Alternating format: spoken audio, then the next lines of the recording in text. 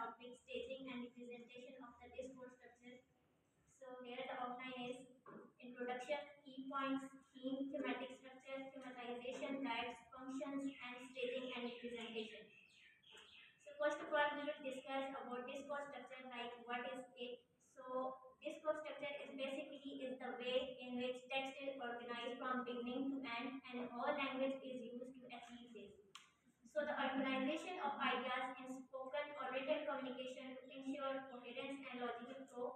Discourse structure includes how themes are introduced, connected, and developed. So the main focus is on the following areas: theme, thematic structure, thematization, and natural order. Importance: understanding these elements help analyze that how meaning is constructed and how we perceive it throughout the text. Theme and thematic structure. There are two concepts in it: theme and rhyme. As we know, the sentence has two parts. It's divided into two parts. So the basically first or the starting point is also known. We can say it as a subject. We can name it as a subject. So we can say that the subject is also known as theme. Like theme is what is being talked about. So the point of departure or starting point of a class. Second, it represents what the clause is about or what is in focus. Usually occurs at the beginning of a class or sentence. Then dream. Dream is basically like what is being said about the theme. Like the rest of the message or a sentence that is about or that is developed by theme is known as theme. The part of the sentence that contains new or additional information about the theme. Like for example, we can take example like uh, someone is like goes to campus every day, or Ali goes to campus every day. So here Ali is subject. We can also name it as a theme, and the rest of the sentence goes to campus every day is known as theme. Next. Then thematic structure, theme plus theme.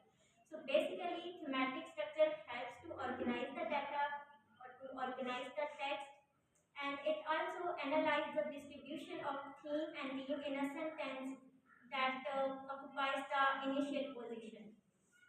Like the thematic structure provides a basic framework for information flow. Theme, as we all know, that subject is known to us like we know about the subject a little bit. And the ream also adds new information or confirms the previous information about the theme.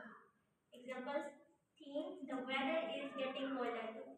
In this sentence, the weather is theme and the rest of the sentence is ream.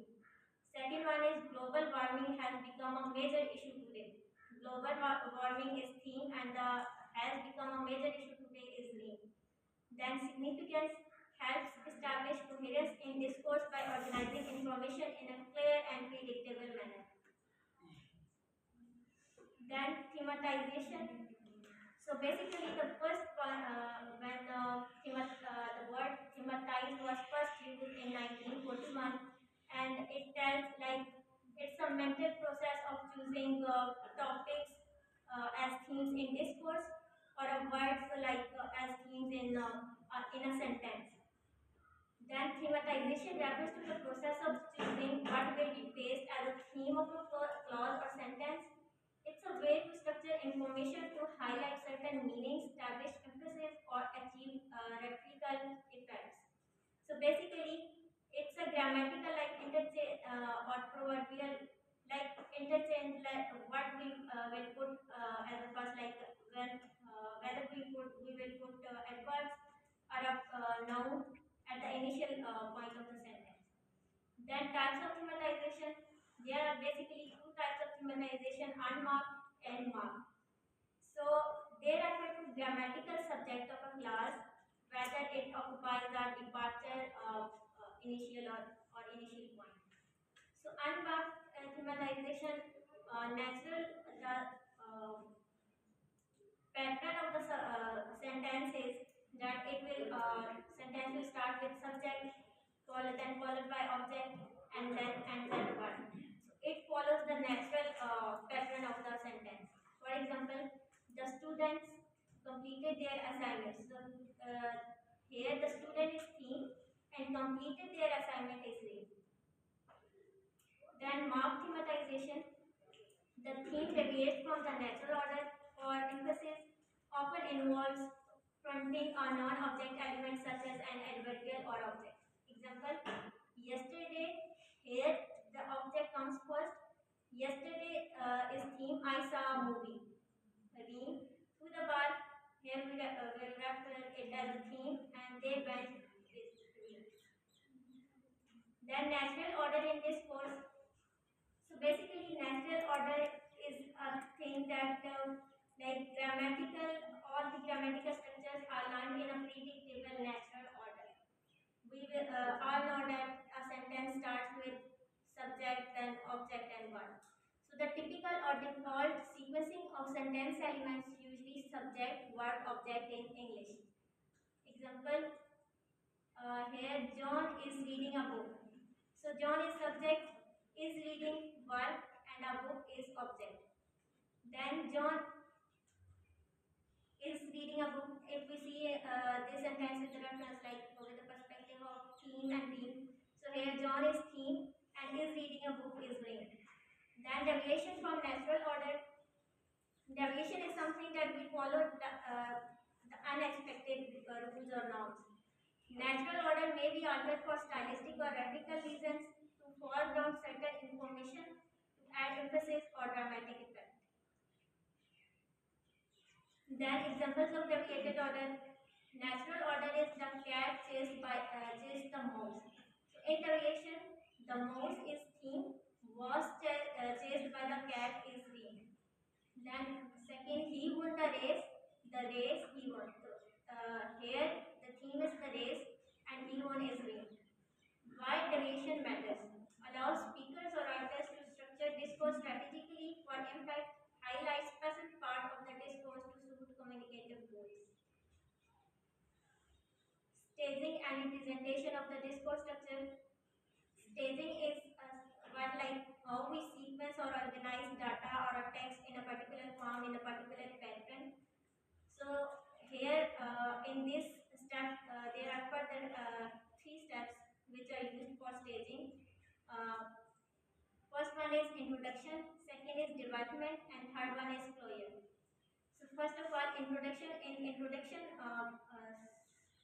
segment, we will present the theme and establish its context. Development, we will expand the theme, like we will talk about more things or we will add more information about the theme and then also adds new information or like we can say that theme. Closure, we will conclude the discourse and ties up key ideas. Representation, visual or symbolic mapping of discourse structure, that how we will gonna represent this topic or a text in a particular manner. Linear representation, information flows from theme to ream. Hierarchical representation, thematic structure is layered and connected, like all the things in described in flowcharts or tree diagrams. Example of staging in a narrative. Three steps are there: orientation, communication, and resolution. Orientation, once upon a time there was a brave knight. Complication, the knight faced a fierce dragon. And in resolution, he defeated the dragon and saved the village. Then interplays of theme, thematization, and natural order. Like how they work together. Theme introduces the focus, theme adds new details or new information, and thematization adjusts natural order to emphasize specific points like pay heed to the sentence structure, like subject, verb, object, and verb. Example, natural order, the teacher explained the concept. So here the teacher is theme and explain the concept is theme. Marked order symbolize the concept was explained by the teacher. So here the concept is theme was explained by the teacher or rest of the sentence is theme. Practical uses in this course, it helps us to analyze different structures or a text and it also find the hidden meaning by using it, or it makes the things more clear. First is achieves clarity and coherence, helps guide audience focus, facilitate rhetorical strategies. Natural order ensures clarity but can be strategically adjusted for impact. So importance, understanding these elements helps in analyzing and creating effective strategically adjusted for impact. Conclusion, theme is a starting point of a class, and theme provides new information. Thematic structure organizes clauses for coherence, and the thematization involves reordering elements to emphasize meaning. That's Okay, it was a good presentation. Any question related to that presentation? You may ask her. In the context of this course, theme and dream, and the typical structure of this course, SVO, subject, verb, and object. Any question? Okay, next week.